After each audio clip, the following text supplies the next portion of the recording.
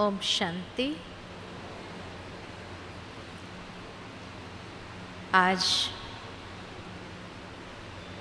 बाप दादा ने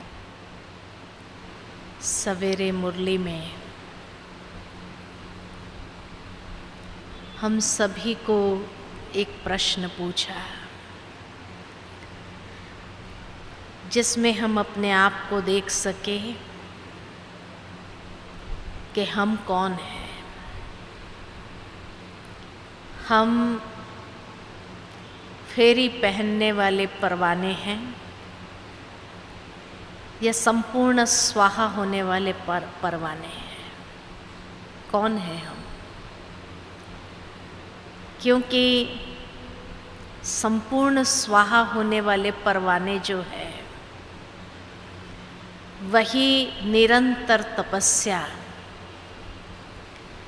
तपस्या की अग्नि को बहुत अच्छी तरह से अपने जीवन में प्रज्वलित कर सकते हैं, क्योंकि यही तपस्या आधार है आत्मा को निखारने का। यही तपस्या आधार है बाप समान बनने का। यही तपस्या आधार है संपूर्ण संपन्न बनने का। और अब वर्तमान समय के हिसाब से बाबा भी हमें ऐसे निरंतर तपस्वी के रूप में देखना चाहते हैं। जब तपस्या की बात आती है और भक्ति को देखते हैं, भक्ति काल को देखते हैं, तो उसमें कई शिरोमणि भक्तों ने तपस्या की और उनकी तपस्या जब देखते हैं और अपनी तपस्या को देखते हैं तो दोनों में किस प्रकार का अभ्यास करना है वो हमें स्पष्ट हो जाता है। शिरोमणि भक्तों में अगर हम ध्रुव का चित्र सामने ले आए या प्रहलाद का चित्र सामने ले आए कि जब उन्होंने तपस्या की, जंगल में जाकर ध्रुव ने तपस्या की, एक पैर पर खड़े होकर के, तो उस तपस्या के स्वरूप को सामने ले आओ और अगर उसमें देखें कि उनकी तपस्या में क्या दिखाई देता है, जिसका सूक्ष्म स्वरूप हमें अपनी तपस्या में ले आना है। तो ध्रुव के चित्र को अगर हम सामने ले आए तो उनकी तपस्या में क्या दिखाई देता है? पहली बात जो उनमें दिखाई देती है कि हठ पूर्वक अभ्यास करना, एक टांग पर खड़े हो जाना, हठ ले लिया उसने। तो हठ पूर्वक अभ्यास किया उसने, जिसको बाबा हम बच्चों को समझाते हैं कि हमें हठ नहीं करनी है, लेकिन हमें दृढ़ संकल्प होकर के अभ्यास करना है।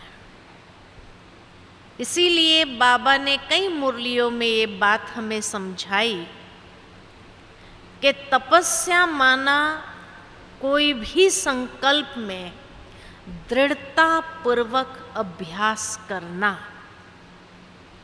ये हमारी सच्ची तपस्या है। उन्होंने हठ पूर्वक अभ्यास किया तो भी प्राप्ति कर ली। दूसरा उनकी तपस्या में दिखाई देता है एक बल, एक भरोसा, या एक एक की लगन में, एक रस स्थिति में, एकांत में जाकर उन्होंने तपस्या की। तो एकांत, एक रस अवस्था और एक की लगन में मगन हो गए, ये तपस्या है। तो दृढ़ता पूर्वक अभ्यास करने के साथ साथ किस बात का अभ्यास करना है? तो एक के अंत में खो जाना, एकांतवासी बनना, एक के लगन में मगन रहना और एक रस अवस्था हमारी होनी चाहिए, तब हम सही स्वरूप में तपस्या कर सकते हैं। अगर हमें छोटी छोटी बातों में फीलिंग आ जाती है, अगर हमारी छोटी छोटी बातों में मन की स्थिति ऊपर नीचे डावाडोल हलचल में आ जाती है और उसके बाद आप योग में बैठो, तो तपस्या होगी? कभी नहीं हो सकती। तो तपस्या के लिए एकांतवासी बनना, अंतर्मुखी होना, एक रस स्थिति में एक की लगन में मगन होना, ये जितना बहुत काल का अभ्यास होगा तब कहेंगे ये तपस्या है, ये तपस्या है। बाकी बात बात में हमारी मन की स्थिति ऊपर नीचे डांवाडोल, कभी ऊपर कभी नीचे, कभी बहुत खुशी में बहुत उदासी, रोना आ जाता है, ये हो जाता है, ये तपस्या नहीं है। इसीलिए उन शिरोमणि भक्तों ने भी जब ऐसी तपस्या की, उन्होंने स्थूल रूप में एकांत में चले गए, जंगल में चले गए, एक रस स्थिति अपनी बना दी कि चाहे बारिश आए, धूप आए, कुछ भी आए, लेकिन प्रकृति के कोई भी तत्व उनके ऊपर असर नहीं कर सकता था। ऐसी एक रस स्थिति और एक की लगन में मगन, बस ईश्वर को प्राप्त करना है। अजपा जाप उनका निरंतर चलता रहा। तो ये स्थूल है, लेकिन हमारी तपस्या सूक्ष्म है। ये है तपस्या। तीसरा, तपस्या माना जैसे उनको दिखाया कि जंगल में चले गए, यानी भौतिक साधनों से, भौतिक बातों से, सुविधाओं से उपराम जंगल में जाना अर्थात वैराग्य। तो हमारी तपस्या में हमें जंगल में जाने के लिए बाबा ने नहीं कहा, परंतु हमें ये सिखाया कि बेहद की वैराग्य वृत्ति हम कैसे अपनी गृहस्थ में रहते हुए विकसित करें। तो बेहद की वैराग्य वृत्ति, वैराग्य माना सब कुछ छोड़ देना, किनारा कर देना, उसको वैराग्य नहीं कहा। क्योंकि अगर कोई व्यक्ति सब कुछ छोड़ भी दे, लेकिन बार बार अगर मन उधर चला जाता है, तो ये वैराग्य नहीं हुआ, क्योंकि मन उन्हीं विचारों के अंदर बार बार रमण कर रहा है। तो बेहद का वैराग्य अर्थात उपराम स्थिति, या सब तरफ से हमारे किनारे छूटे हुए हो, उनसे ऊपर हो, जितना ये बेहद की वैराग्य वृत्ति का अभ्यास होगा, जिसको बाबा कहते हैं राज ऋषि बनना। ऋषि माना वैरागी,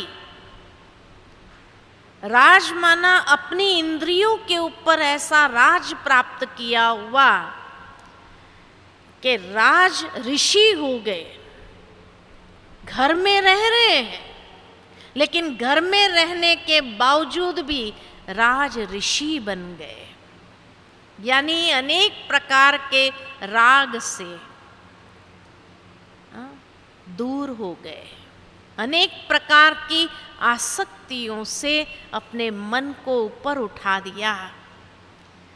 मन की आंखें और कहीं डूबे नहीं, लेकिन उनसे ऊपर, उसको कहा बेहद की वैराग्य वृत्ति। तो ये भी उन्होंने स्थूल रूप में दिखाया। वैराग्य किया, चीज वस्तुओं से जंगलों में चले गए। हमारा उसमें रहते हुए बेहद की वैराग्य वृत्ति, ये है रियल तपस्या। और चौथा, तपस्या माना एकाग्रता पूर्ण अभ्यास,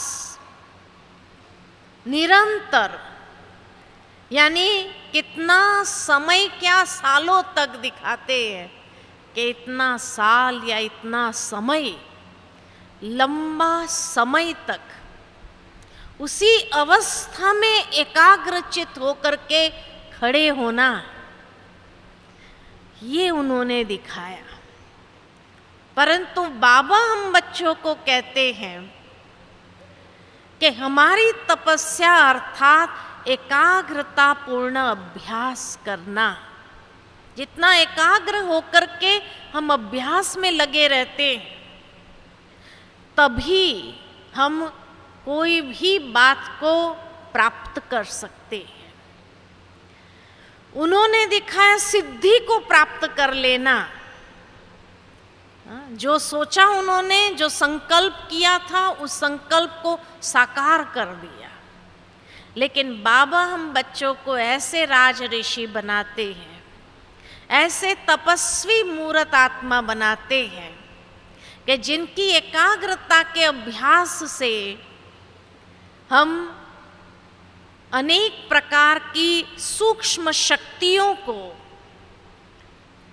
प्राप्त कर सकते हैं। वो सिद्धि को प्राप्त करते हैं, हम सफलता मूर्त बन जाते हैं। हमारी मूर्त ही सफलता मूर्त हो जाती है। तो इसीलिए कहा कि कोई भी तपस्वी की अगर चित्र देखे आप, तो उसमें ये 4 चीजें दिखाई देती हैं। दृढ़ता संपन्न अभ्यास, यानी हठ पूर्वक अभ्यास। दूसरा, एकांत में एकाग्रता, एकांत, एक की लगन, एक रस स्थिति में, बेहद के वैराग्य वृत्ति वाले, और एकाग्रता पूर्ण अभ्यास। ये 4 बातें उसमें आ जाती है तपस्या में।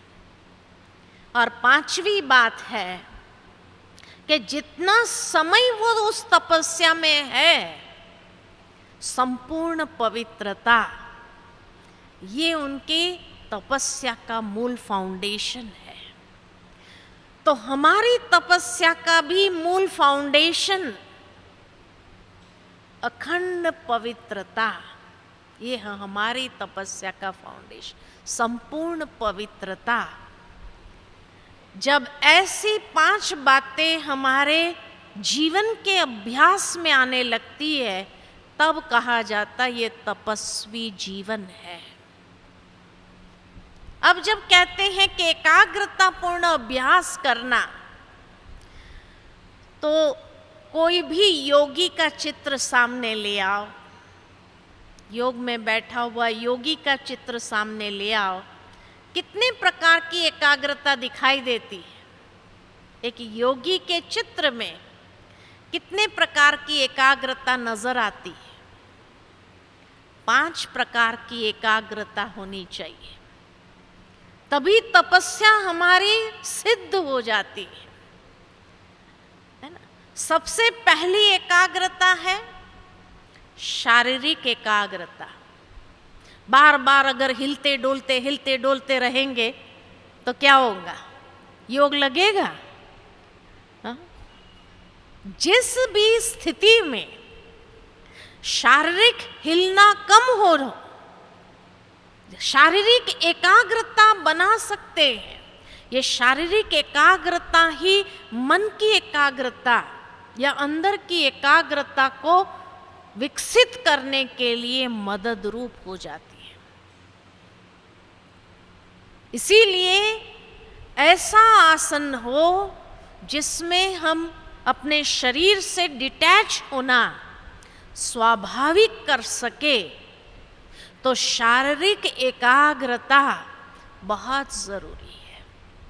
शारीरिक एकाग्रता में हिलना डोलना नहीं और शरीर से एकदम डिटैच हो जाना, तब हम सही तपस्या एवं एकाग्रता से हम अपने मन को स्थिर कर सकते हैं।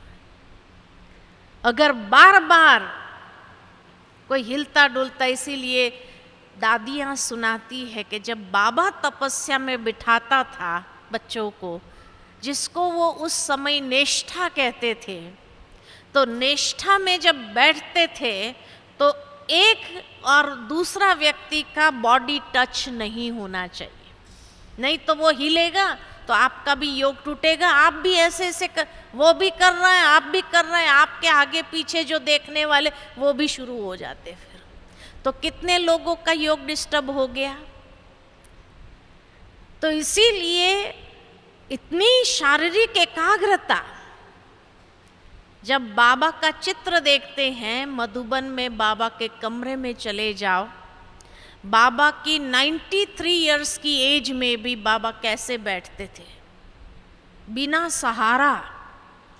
छोटे हिस्ट्री हॉल में आपने चौकी देखी है, उसी पर बाबा और मम्मा बैठते थे बिना सहारा लिए। 93 इयर्स की एज में भी बाबा एकदम टटार बैठता था, सीधा बैठता था, एकाग्रता के साथ। बाबा के कोई भी चित्र में आप हलचल महसूस नहीं करेंगे, स्थिर एकदम। ये बताता है कि बाबा की शारीरिक एकाग्रता, अगर बाप समान बनना है लेकिन हम एकाग्र होकर बैठ नहीं पाते हैं, तो बाप समान बनना तो कितना दूर की बात हो गई। फिजिकल लेवल पर हमारे अंदर एकाग्रता नहीं है। अरे पालथी नहीं मार सकते, सीधा पैर रखो, आप कुर्सी पर बैठो, नीचे नहीं बैठ सकते, कोई हर्जा नहीं। लेकिन जिसमें शारीरिक हलन चलन कम हो, हिलना कम हो, जैसे हिले ही नहीं, जैसे कोई किसी व्यक्ति की याद में खो गया होता है, तो बैठा है ऐसे ही बैठ जाता है। कोई पास में से गुजर जाता और पूछा जाए यहाँ से कोई गया, तो क्या कहते, पता नहीं। और जब उस स्थिति में बैठते हैं, कैसे बैठे हैं ये भी पता नहीं है, हाथ अगर ऐसा ही है, और जब होश आता है तब लगता है हाथ में सुन्न हो गया है, तब फिर ऐसे ऐसे करेंगे। लेकिन तब तक ये भी होश नहीं था कि मेरा हाथ ऐसे का ऐसे रह गया। ये है याद की स्थिति, ये है शारीरिक एकाग्रता कि हाथ उठाना भी या हाथ उठा करके ऐसे रखना भी भूल गए। इतना देह से डिटैच स्थिति हो गई। एक व्यक्ति की याद में, एक प्रिय व्यक्ति की याद में जब ऐसी स्थिति हो, तब याद याद से मिलती है। तो इसीलिए बाबा की याद में बैठते हुए हम शरीर को एकाग्रता या स्थिर नहीं कर पाते हैं, तो मन स्थिर करना तो बहुत दूर की बात हो गई। पहले शरीर को तो स्थिर करो। तो ब्रह्मा बाबा का चित्र, कई लोग कहते हैं कि एज हो गई, क्या करें। ब्रह्मा बाबा की एज थी, कितनी एज थी? 93 इयर्स थी, 90 साल से ऊपर थे। आज भी दादी जानकी जब बैठती है, योग कराती है, कितना स्थिर। गुलजार दादी जब बैठती है, योग कराते हैं, कितना स्थिर। तो दादियों के ये अभ्यास में, रतन मोहिनी दादी को देखो स्थिर। तो जितना शारीरिक स्थिरता है, तो मन की स्थिरता को विकसित करना आसान हो जाता है।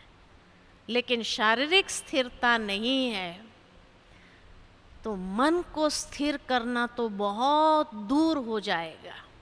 इसीलिए सबसे पहले बाबा हम बच्चों को कहते हैं, आत्मिक स्थिति या आत्म अभिमानी होकर के बैठो। आत्म अभिमानी होकर के बैठेंगे, मैं आत्मा हूं ये फील करो, अपने आप को उस स्वरूप में देखो, देह से डिटैच, तब शारीरिक एकाग्रता को ले आ सकेंगे। जब तक देह भान में बैठे हैं तो देह हिलता डुलता रहेगा, और ये स्पष्ट हो जाता है ये व्यक्ति हिलता डुलता है, माना ये देह भान में ही बैठा है, ये आत्म स्थिति में नहीं बैठा है। इसीलिए कई लोग एकदम साइलेंस होता है, बार बार खांसते रहेंगे, खांसी आ रही है कुछ रख दो मुंह में। शारीरिक एकाग्रता हमारे कारण दूसरे किसी को डिस्टर्ब ना हो। तो जितनी शारीरिक एकाग्रता है, मन अपने आप बाबा की याद में चला जाएगा। लेकिन देह भान में बैठे होंगे तो क्या क्या होता रहेगा, इधर उधर देखते रहेंगे, घड़ी देखते रहेंगे, व्यक्ति को आया गया उसको देखते रहेंगे, या हिलते डुलते रहेंगे, खांसते रहेंगे। ये सारी देह भान की निशानी, अभिमान नहीं है, लेकिन देह भान की स्थिति में है, आत्म अभिमानी नहीं है। तो ये जो तपस्या करने के लिए आप आए हो, तो इस बार ऐसा अपने अंदर अनुभव करने के लिए सबसे पहले शारीरिक एकाग्रता बहुत जरूरी है, ठीक है ना। फिर दूसरी एकाग्रता है मानसिक एकाग्रता, मन की एकाग्रता। मन को एकाग्र करना। मन कहाँ भटकता है? हाँ, मन कहाँ भटकता है? 3 चीजों में भटकता है। पहला, मन हमेशा व्यर्थ में भटकता है, व्यर्थ विचार आते रहते हैं, हाँ, कोई ना कोई जिससे कोई संबंध नहीं, लेना देना नहीं, वो व्यर्थ विचार चलते रहेंगे। दूसरा भटकेगा संबंधों में, कोई ना कोई संबंधों में भटकता रहता है। और तीसरा भटकता है कोई ना कोई इच्छाओं में।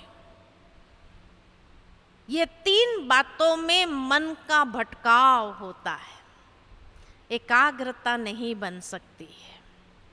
तो मानसिक एकाग्रता के लिए सबसे पहले व्यर्थ को समाप्त करना है। और व्यर्थ को समाप्त करना माना व्यर्थ का लीकेज कहाँ से है, ये देखते हुए उसको समाप्त कर देना। उसके लिए समर्थ संकल्प, समर्थ विचार मन के अंदर निर्मित करते रहना है। तो समर्थ संकल्प जितने होंगे तो व्यर्थ से हमारा मन फ्री हो जाएगा। दूसरा कहा, संबंधों में मन भटकता है। तो बाबा ने हम बच्चों को बताया, सर्व संबंधों का रस एक बाप के साथ हो। सर्व संबंधों का रस, जितना हमारा सर्व संबंधों का रस एक बाबा में है, तो मन भटकेगा नहीं। तीसरा, मन भटकता है कोई ना कोई इच्छाओं में, और इच्छाओं का आधार कोई ना कोई कर्मेंद्रिया, कोई ना कोई इंद्रियां, भाई ये इंद्रियों को सुख चाहिए तो उस इच्छा के पीछे जाएगा। हाँ, ये जीवा को कोई सुख चाहिए तो उसके पीछे भटकेगा। खाने की इच्छा होगी, कुछ हाँ कहने की इच्छा होगी। आंखों का रस है तो वो जो देखता है वो चाहिए चाहिए कि अनेक चाहनाएं उत्पन्न होंगी, इच्छाएं उत्पन्न होंगी। तो इस प्रकार कोई ना कोई इंद्रियों के पीछे उस इच्छा की तृप्ति के लिए मन भटकता है। इसीलिए गीता में भी बार बार भगवान ने अर्जुन को कहा कि तू इंद्रिय जीत बन, क्योंकि ये इंद्रियां ही मन को भटकाने वाली है। अनेक प्रकार की इच्छाएं उत्पन्न करती रहती है, जिन इच्छाओं में मन को भटकाता रहता है। तो इसीलिए कर्मेंद्रिय जीत। फिर दूसरा जो कहा कि मन भटकता है संबंधों में, तो सर्व संबंधों का रस एक बाबा से हो। और तीसरा, व्यर्थ को समाप्त करने के लिए समर्थ संकल्प को, समर्थ विचारों में अपने मन को ले चलने का अभ्यासी हो, तब जाकर के मानसिक एकाग्रता को विकसित कर सकेंगे। और उसके लिए जब भी हम योग में बैठे, मानसिक एकाग्रता लाने के लिए लक्ष्य को फाइनल करना है, क्योंकि जैसा लक्ष्य वैसा लक्षण।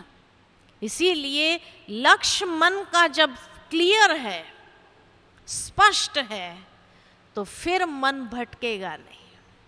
तो मन को लक्ष्य दे दो कि आज मुझे फरिश्ता स्थिति का अनुभव करना है, आज मुझे निराकारी स्थिति का अनुभव करना है, आज मुझे पांचों स्वरूप का अनुभव करना है। तो लक्ष्य दे दो मन को। बिना लक्ष्य बैठेंगे तो लक्ष्यहीन होने कारण मन भी, लक्ष्यहीन मन है तो कहाँ जाएगा, कभी कहाँ जाएगा, कभी कहाँ जाएगा, कभी कहाँ जाएगा। इसलिए लक्ष्यहीन होकर के न बैठो, मन को एक लक्ष्य दे दो कि आज हमें कौन सी स्थिति के अभ्यास में स्थिर करना है अपने मन को। और फिर उस अनुसार संकल्प हम अपने मन को देते चले। बाबा के सर्व संबंधों का रस अंदर में महसूस करते चलो, है ना। और तब हमारी कर्मेंद्रिया छोटी छोटी बातों में भटकेगी नहीं, ये चाहिए वो चाहिए उसमें नहीं जाएगी। और इच्छाओं को, इच्छाओं से ऊपर इच्छा मात्र अविद्या स्थिति हो जाएगी। तो मन को लक्ष्य देना आवश्यक है। तो सबसे पहली एकाग्रता शारीरिक एकाग्रता, दूसरी एकाग्रता मानसिक एकाग्रता या मन की एकाग्रता, तीसरी एकाग्रता बौद्धिक एकाग्रता, जिसको गीता के अंदर कहा स्थित प्रज्ञ हो जाओ। हे अर्जुन, स्थित प्रज्ञ, प्रज्ञ यानी बुद्धि, बुद्धि को स्थिर करो। जितना स्थिर बुद्धि होगा तब तुम्हारा बुद्धि योग बाबा के साथ लगेगा और मन मना भव हो सकेगा। तो इसीलिए बौद्धिक एकाग्रता, बौद्धिक एकाग्रता कैसे लाते? गीता के अनुसार बहुत अच्छी बात बताई कि जब अर्जुन ने ये प्रश्न किया भगवान से कि ये योग परायण बुद्धि नष्ट क्यों हो जाती है, तो कहा बुद्धि कहीं न कहीं आसक्त हो जाती है। आसक्ति से कामना उत्पन्न होती है, कामना पूरी नहीं हुई तो क्रोध उत्पन्न होता है, और क्रोध से व्यक्ति के अंदर अविवेक जागृत होता है। वो कुछ भी बोलता है, उसको विवेक ही नहीं क्या बोल रहा है, तो अविवेक जागृत होता है। और अविवेक से स्मृति शक्ति भ्रमित हो जाती है। स्मृति हमारी भटक जाती है, भ्रमित हो जाती है, और स्मृति भ्रमित होने से योग परायण बुद्धि नष्ट हो जाती है। ये कारण है, ये गीता के अनुसार बताया है भगवान ने। लेकिन बाबा ने इसीलिए हम बच्चों को आसक्ति, कामनाएं, क्रोध, अविवेक, उससे तो पहले ही हमें ऊपर उठा दिया कि बच्चे ये 5 विकार ही नरक का द्वार है। ये कह करके बाबा ने हमें पहले ही उससे सेव कर दिया और कहा स्मृति स्वरूप हो जाओ। वहाँ स्मृति भ्रमित होती है इन विकारों के कारण।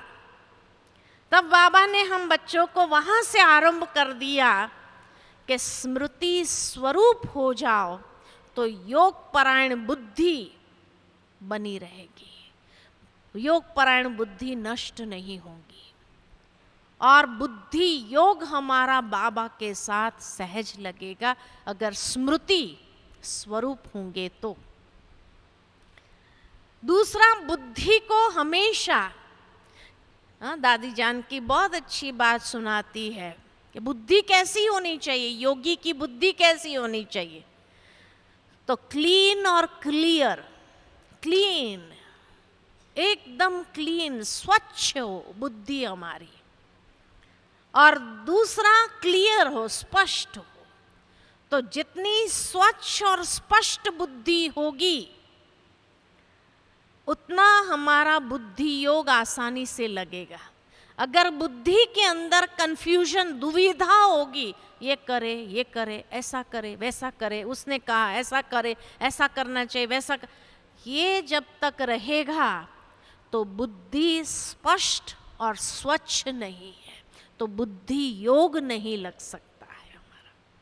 बुद्धि योग ही नहीं तो मन मना भाव भी नहीं, मन भी एकाग्र नहीं होगा, क्योंकि मन की एकाग्रता का आधार भी बुद्धि स्थिर होनी आवश्यक है।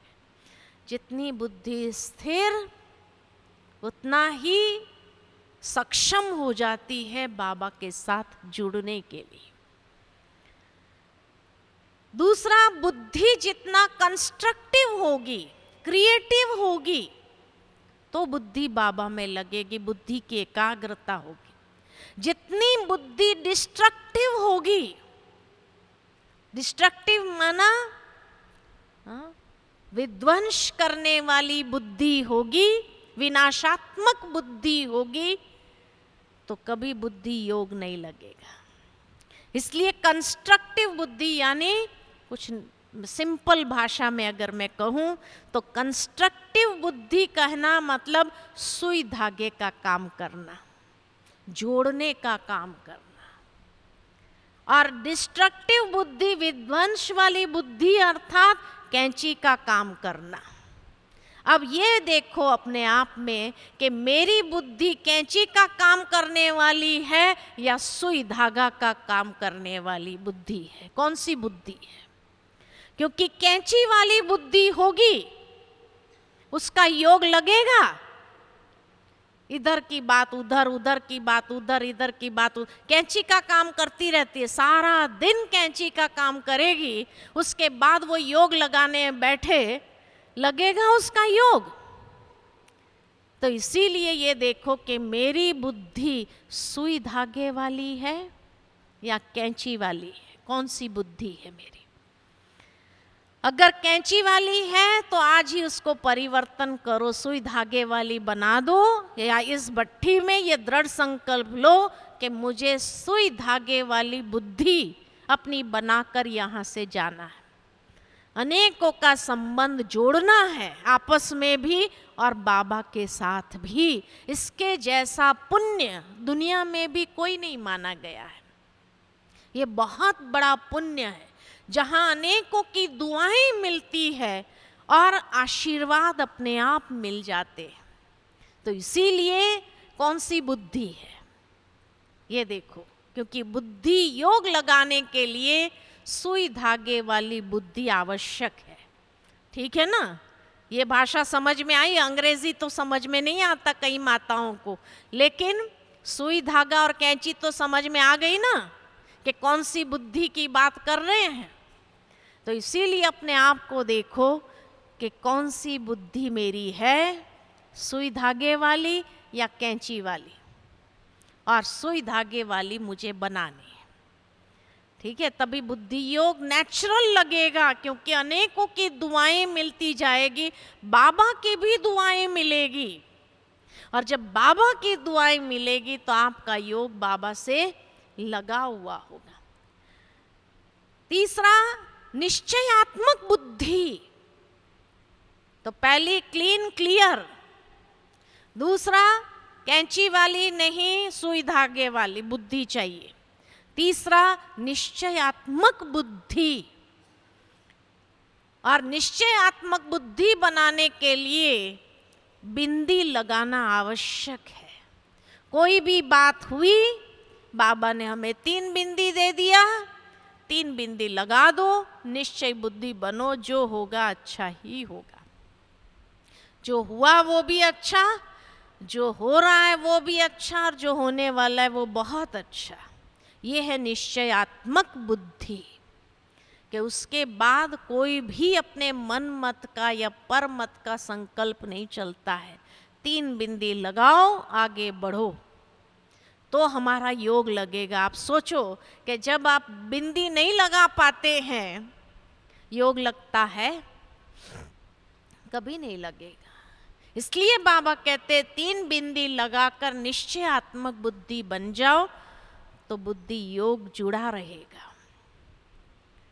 और चौथा, कि जब बुद्धि हमारी लंगर उठा हुआ, बुद्धि का लंगर उठा हुआ, अगर लंगर नीचे है यानी उपराम बुद्धि, बुद्धि को उपराम करना आवश्यक है। अगर लंगर नीचे लगा होगा तो हमारा बुद्धि योग लगेगा नहीं। तो बुद्धि का लंगर अभी ऊपर उठा लो। जितना बुद्धि का लंगर ऊपर उठ गया तो फिर आगे बढ़ना आसान हो जाएगा। अगर बुद्धि का लंगर नीचे लगा हुआ है, सारी रात भी वो नाव चलाते रहे चलाते रहे चलाते रहे, सुबह उठ के देखा तो क्या हुआ? वहीं का वहीं है। तो ऐसा न हो कि हम भी एक भ्रम में हैं कि सारी रात हम तो पुरुषार्थ करते रहे पुरुषार्थ करते रहे, लेकिन सुबह जब आँख खुली तो देखा लंगर ही उठाना भूल गए थे, तो वहाँ के वहाँ ही रहा। तो बुद्धि का लंगर अगर उठाया नहीं तो कितना भी व्यक्ति पुरुषार्थ कर ले, वो पुरुषार्थ एक भ्रम है कि मैं पुरुषार्थ कर रहा हूँ। लंगर उठाना जरूरी है, तब तीव्रता आएगी पुरुषार्थ में और तब आगे बढ़ना सहज होगा। तो बुद्धि का लंगर ऊपर उठा लो, है ना। तो ये है बौद्धिक एकाग्रता या स्थित प्रज्ञ, यानी स्थिर बुद्धि। स्थिर बुद्धि के ये लक्षण है, बुद्धि की एकाग्रता। अच्छा, चौथी एकाग्रता तो हमने 3 देखी, शारीरिक एकाग्रता, मन की एकाग्रता, बौद्धिक एकाग्रता। चौथी है भावनात्मक एकाग्रता। भावनात्मक एकाग्रता, अगर मन को संकल्प दे रहे हैं मैं आत्मा हूँ, शांत स्वरूप हूँ, प्रेम स्वरूप हूँ, लेकिन भावनाओं में दैहिक संबंध खींच रहे हैं, हाँ, जहाँ लगाव है वो खींच रहे हैं, तो भावना और मन दोनों एक नहीं हुए। जब वो दोनों में एकता नहीं है तो योग लगेगा? कभी नहीं योग लगेगा। इसीलिए खाली संकल्प देना काफी नहीं है, लेकिन उसके साथ भावनाओं को जोड़ना बाबा के साथ। और बाबा के साथ भावना कब जुड़ेगी हमारी? जब इतना बाबा के साथ गहन प्यार होगा। जितना गहरा बाबा से प्यार, उतनी हमारी भावनाएं बाबा के साथ ही, एक बाबा दूसरा न कोई। जो मीराबाई की स्थिति थी कि भौतिक साधनों में रहने के बावजूद भी मेरा तो एक गिरधर गोपाल दूसरा न कोई, ऐसे मेरा तो एक बाबा दूसरा न कोई। ये जब हमारी इतनी प्रीत ईश्वर के साथ हमारी होगी तो हमारी भावनाएं जुड़ जाएगी। तो जो संकल्प करेंगे, बुद्धि एकाग्रता है और भावना साथ में जुड़ जाती है तो सहज बाप समान बनना आसान हो जाता है। और बाबा से हम सर्व वरदानों का, सर्व शक्तियों का किरणें को प्राप्त करते हुए अपने जीवन को संपन्नता की ओर ले जाएंगे। तो प्रीत बहुत जरूरी है। एक बाबा के साथ हमारा गहरा प्यार हो, इतना गहरा प्यार हो कि लौकिक संबंधी है, बाबा ने कभी उनको छोड़ने के लिए नहीं कहा, है ना। आज भी बाबा की मुरली में आया कि बाबा मकान बना रहे हैं बच्चों के लिए ही, कि अंतिम समय बच्चे आएंगे तो यहाँ रहेंगे, यही बाबा ने कहा, है ना। तो इसी तरह जब बाबा का हम बच्चों से इतना प्यार है तो हम बच्चों का बाबा के साथ कितना प्यार होना चाहिए, बताओ कितना प्यार होना चाहिए। और दुनिया में है ही कौन और क्या है, कोई नहीं है। तो इतना जब लगन अंदर की मजबूत होती है तब मगन अवस्था, और मगन अवस्था से अगन स्थिति यानी ज्वालामुखी स्थिति आसान है। बिना लगन के मगन नहीं हो सकते। दुनिया में भी जब किसी की शादी होती है तो शादी को क्या कहते हैं, लगन, लगन कहते हैं ना भाई। वो निमंत्रण पत्रिका देने जाते तो क्या कहते हैं, हमारे घर में लगन है, दो व्यक्तियों का लगन। यहाँ हमारा बाबा से लगन यानी संबंध, इतना गहरा संबंध हो उसको कहते हैं लगन। और जब ऐसा गहरा संबंध जुड़ा तो मगन कि कहाँ भी बैठे हैं, खाना बना रहे हैं तो भी उस याद में खोना आसान है, तब मगन स्थिति आ सकती है। और जब ऐसी मगन स्थिति आ जाए तब अग्नि प्रज्वलित होगी, और ऐसी अग्नि प्रज्वलित होगी जो आत्मा का शुद्धिकरण, सारे विकर्म दग्ध होना, सारे विकर्म जलने का अनुभव तभी हो सकता है। इसीलिए भावनात्मक एकाग्रता के बिना विकर्म विनाश नहीं होते हैं, विकर्म जलेंगे नहीं। तो लगन, मगन और अगन तभी हमारी प्रज्वलित होती है। इसीलिए भावनात्मक एकाग्रता बहुत आवश्यक है। जितना बाबा के साथ हमारा प्यार है उतना ही ये लगन हमारी मजबूत होगी और बहुत गहरी होंगी कि उसके बाद कोई बात हमारे बुद्धि को या हमारे मन के अंदर संशय उत्पन्न नहीं कर सकती है। जैसे बाबा के सामने जाकर के हम कहते हैं कई बार योग में, बाबा मैं जो हूँ, जैसी भी हूँ, किसकी हूँ, आपकी हूँ, है ना। तो बाबा भी कहते हैं हाँ बच्चे जो है जैसे है मेरे है। जब बाबा ऐसी गारंटी लेते हैं तो हमको भी तो ऐसी गारंटी लेनी चाहिए ना। ऐसी भावनात्मक एकाग्रता हमारी हो तब तपस्या निरंतर हो सकती है, हर कर्म करते हुए। और पांचवी एकाग्रता है स्मृतियात्मक एकाग्रता, जो गीता का 18वां अध्याय नष्टो मोहा स्मृतिर्लब्धा, के स्मृति की एकाग्रता, स्मृति एकाग्र हो गई, नष्ट मोहा स्मृतिर्लब्धा, यानी इतनी हमारी आत्मिक स्थिति स्थिर हो गई कि देह के साथ, देहधारियों के साथ तो मोह नहीं, लेकिन देह के साथ भी, अपनी देह के साथ भी वो मोह नहीं, उससे भी ऊपर, इतनी आत्मिक स्थिति हमारी पावरफुल, उसको कहते हैं स्मृतियात्मक एकाग्रता, जो नष्टो मोहा स्मृतिर्लब्धा। गीता का 18वां अध्याय, यानी पूरा 18 अध्याय जीवन के अंदर क्या हो गया, धारण हो गया। तब स्मृतियात्मक एकाग्रता यानी स्मृति स्वरूप सहज हो सकेंगे। और जो स्मृति स्वरूप है, उठते बैठते चलते फिरते क्या अनुभव होगा, हाँ, कि ये तो जैसे किसी की याद में, किसी के प्यार में समाये हुए, खोए हुए ये महसूस होगा।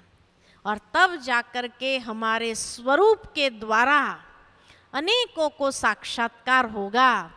तपस्वी आत्मा के द्वारा ही तो साक्षात्कार संभव है। तो इसीलिए तपस्वी स्वरूप हमारा इसी को कहा जाता है। इसलिए आज का जो सब्जेक्ट दिया था, तपस्या एवं एकाग्रता, तो जब ये 5 प्रकार की एकाग्रता हमारे जीवन में आ जाए, तब हमारा तपस्या स्वरूप के द्वारा अनेकों को साक्षात्कार कराने के निमित्त बन जाएंगे और हमारी स्थिति तब बाप समान सहज बन जाएंगे। ठीक है ना। तो इसीलिए अब ऐसी स्थिति में तपस्या करें, हम करें। स्पष्ट हो गया तपस्या किसको कहा जाता है। दृढ़ता संपन्न अभ्यास, बेहद की वैराग्य वृत्ति, एकांत, एक रस और एक की लगन में मगन, और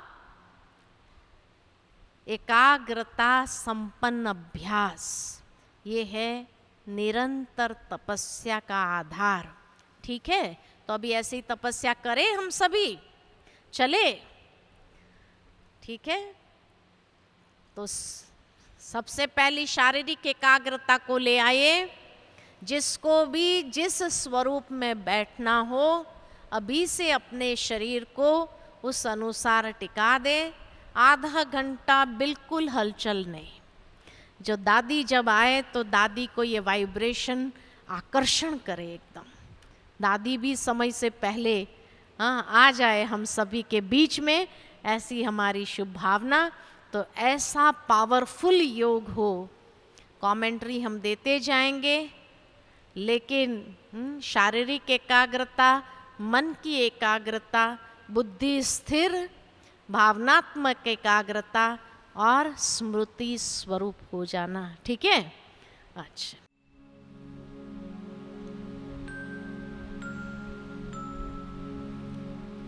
ओम शांति।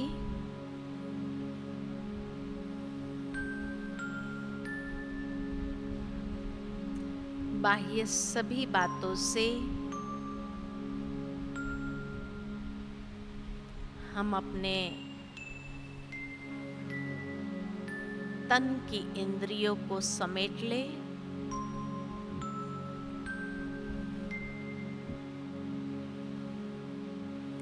अपनी शारीरिक एकाग्रता को ले आए।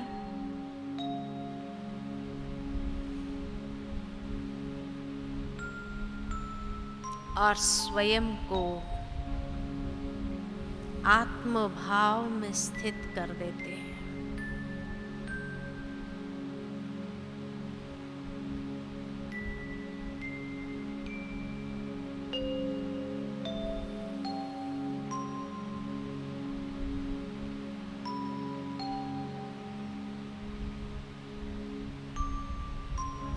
मन के अंदर दृढ़ता संपन्न अभ्यास करने के लिए मन को एक लक्ष्य देते हैं कि मुझे बाप समान तपस्या करनी है।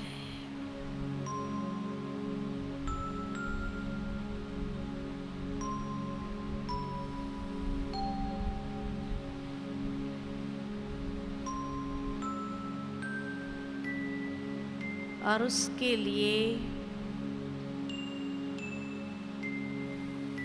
कुछ क्षण के लिए मन और बुद्धि में बेहद का वैराग्य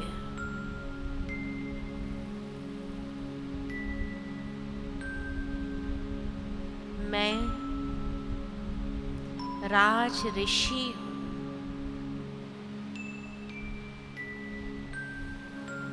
मस्तक मणि हूँ,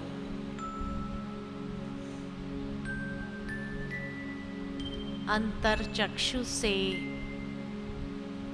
स्वयं को देखो मस्तक मणि के रूप में।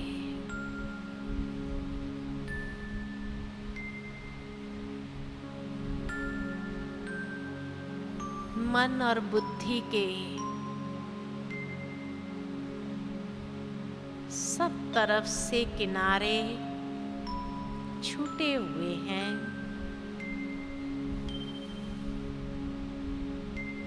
मैं और मेरा बाबा, दूसरा न कोई।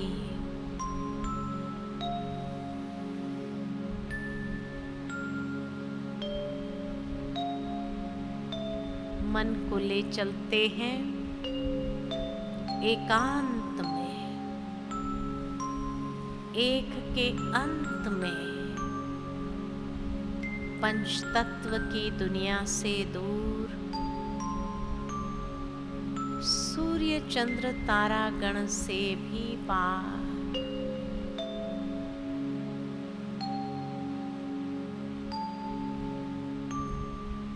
सूक्ष्म वतन से भी आगे, परम धाम में, एक दिव्य लोक में, जहाँ चारों ओर दिव्य प्रकाश फैला हुआ है। स्वयं को उस दिव्य लोक में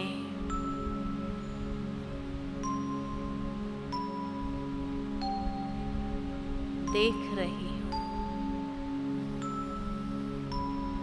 कोई बंधन नहीं, कोई बोझ नहीं, एकदम हल्कापन में आत्मा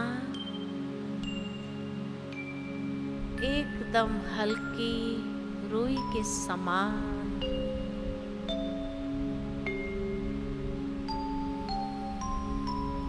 उड़ते हुए बाबा के सानिध्य में स्वयं को देख रही हूँ।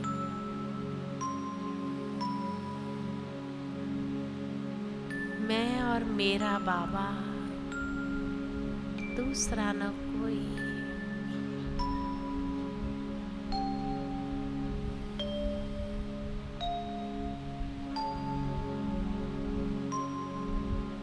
मैं आत्मा प्रकाश पुंज, मेरा बाबा अनंत प्रकाशमान दिव्य तेजोमय है।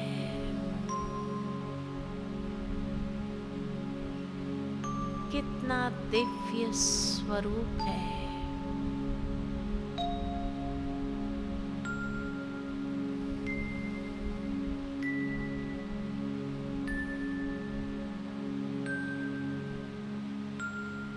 धीरे धीरे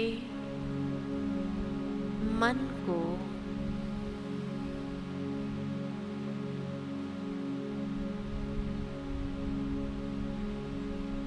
एकाग्र करती हूँ बाबा के दिव्य स्वरूप में।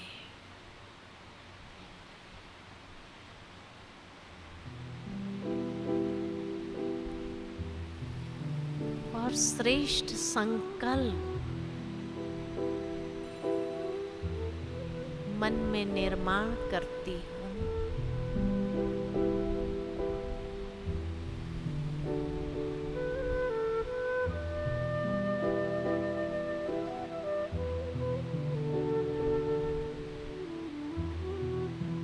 मैं शुद्ध पवित्र आत्मा महसूस करती हूँ।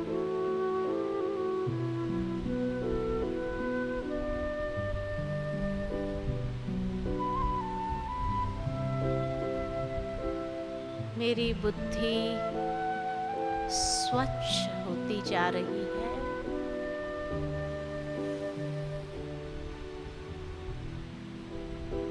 बाबा से सर्व शक्तियों का वरदान प्राप्त करती हूँ।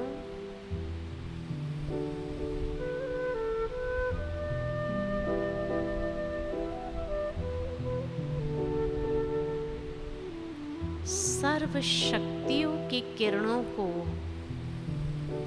स्वयं में समाती जाती हूँ।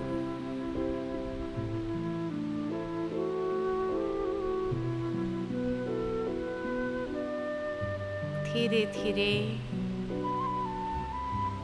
मेरी बुद्धि स्थिर होती जाती है।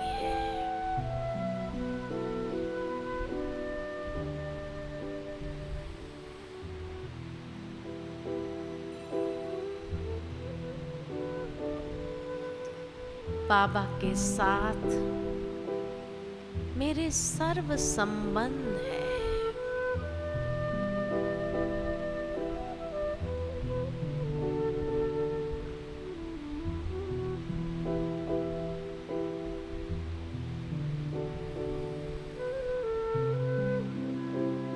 आज मैं अपना प्रिय संबंध बाबा के साथ जोड़ती हूँ।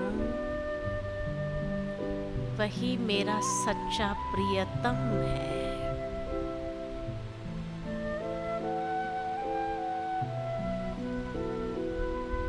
उस प्रियतम की मैं प्रियतमा हूँ।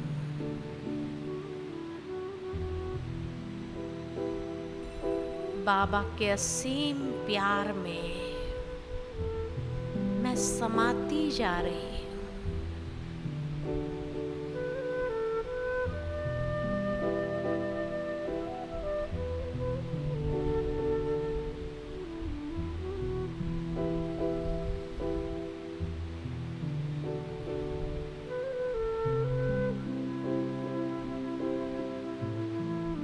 इतना गहन प्यार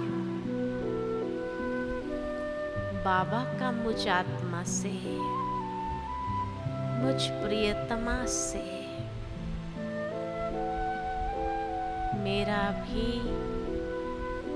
बाबा से उतना ही गहरा प्यार है।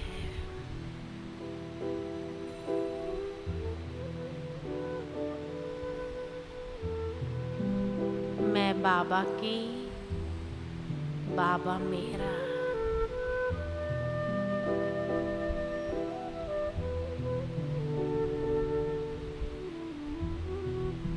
कितना सुंदर अनुभव है ये।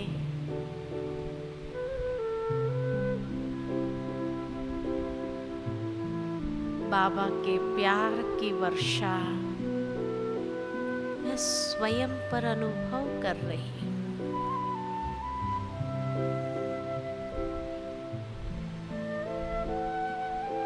मेरा मन का मैल धुल रहा है।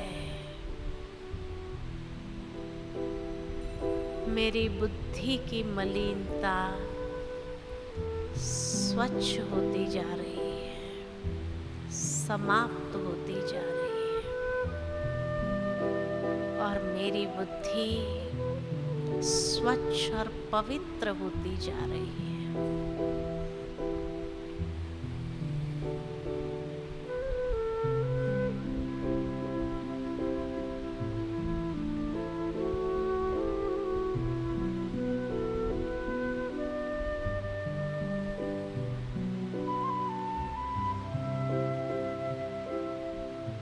हर बात को बिंदी लगाते हुए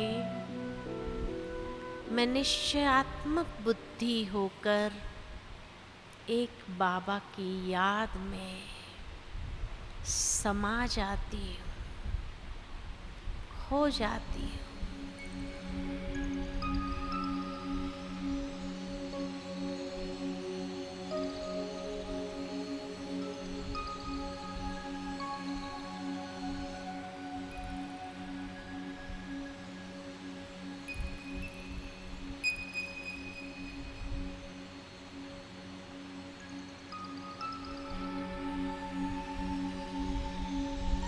मन शुद्ध, बुद्धि स्थिर और भावनात्मक एकाग्रता को विकसित करती है।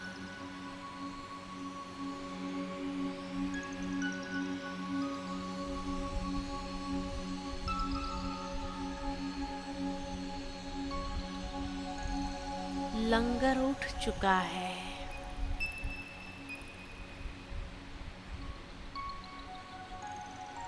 और भावनाओं में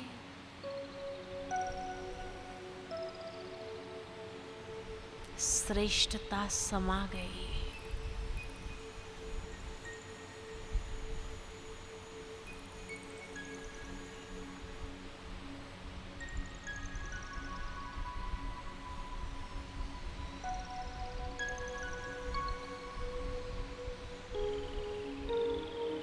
ऐसे स्मृति स्वरूप होकर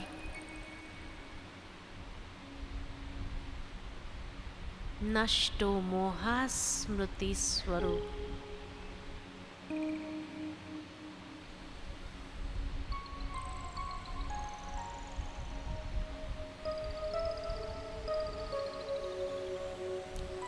जितने जितने बाबा के साथ सर्व संबंधों का रस महसूस करती जाती हूँ, वही मेरा प्रियतम है, सच्चा साथी है।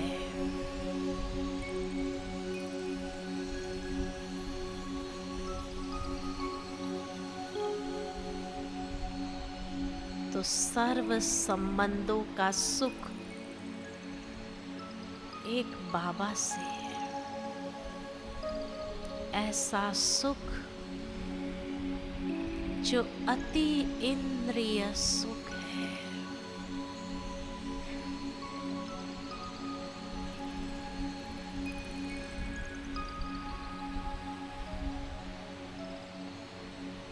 ऐसा सुख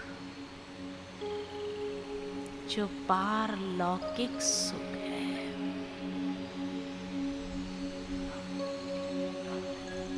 दिव्य सुख है।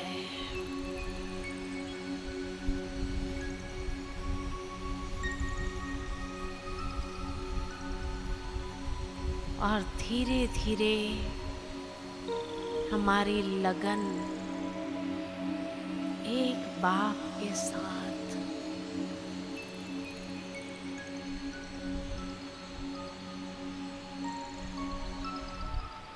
उस प्रियतम के साथ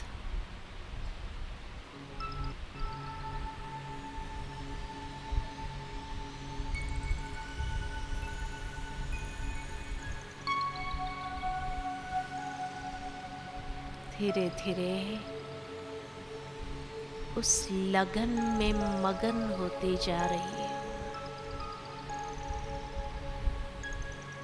मैं और मेरा बाबा, दूसरा न कोई।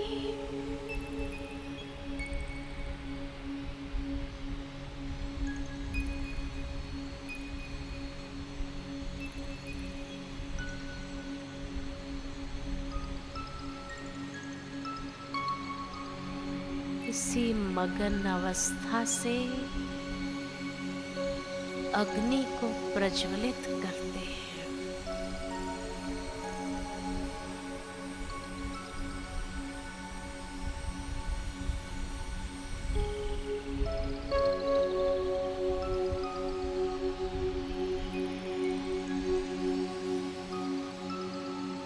एक ज्वाला प्रकट होती है।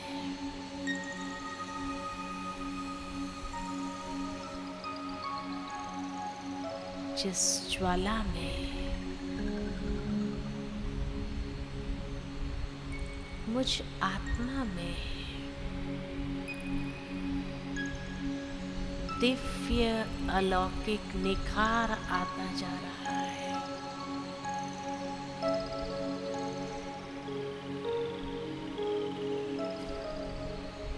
मैं आत्मा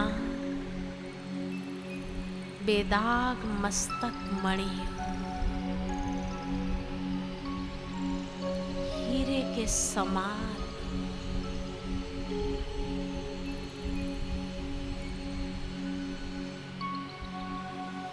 इस ज्वाला में, इस अग्नि में मुझ आत्मा की खाद जलती जा रही है।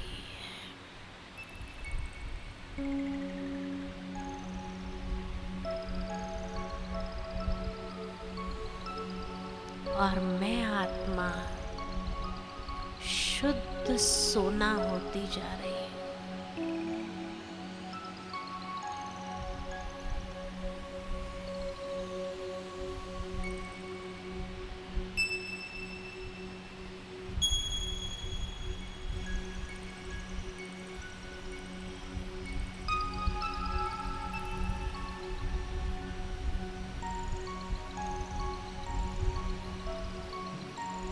ऐसी रूहानी चमक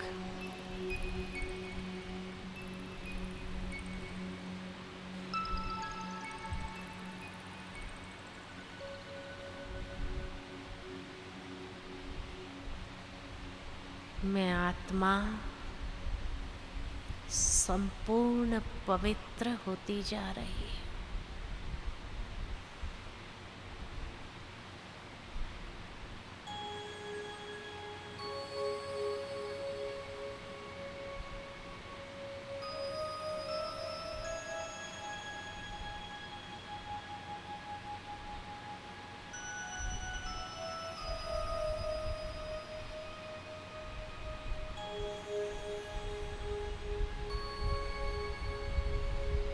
कितना दिव्य स्वरूप है मेरा।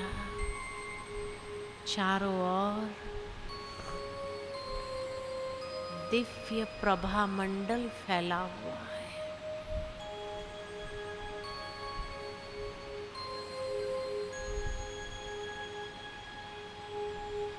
शिव बाबा पारसनाथ के संग मैं आत्मा भी पारस होती जा रही है।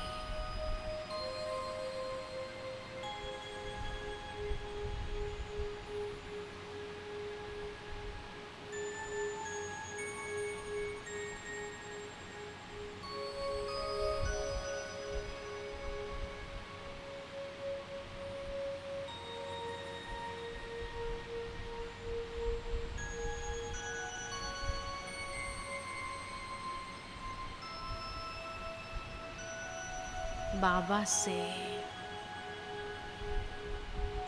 पावरफुल सकाश स्वयं में भरती जा रही है।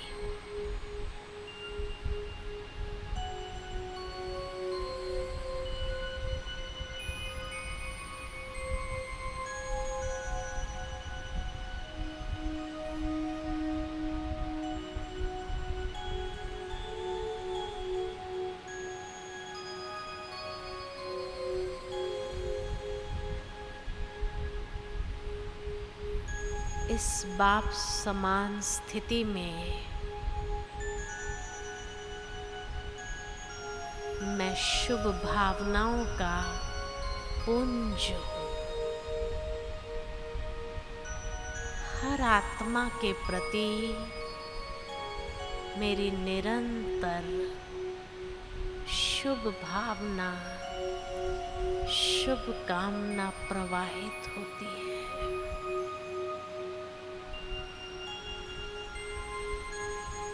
सभी परमात्मा संतान हैं।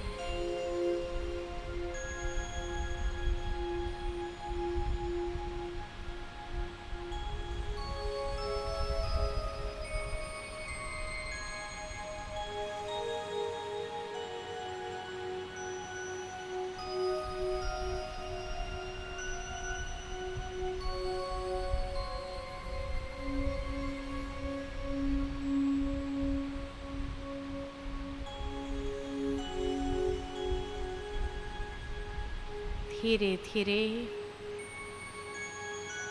मैं आत्मा वापस पंच तत्व की दुनिया की ओर शरीर में भ्रुकुटी के मध्य में स्वयं को देखती हूँ।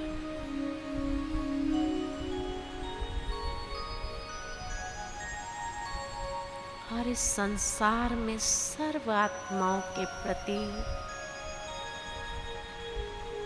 निरंतर शुभ भावना, शुभ कामना को प्रवाहित होने देती हूँ।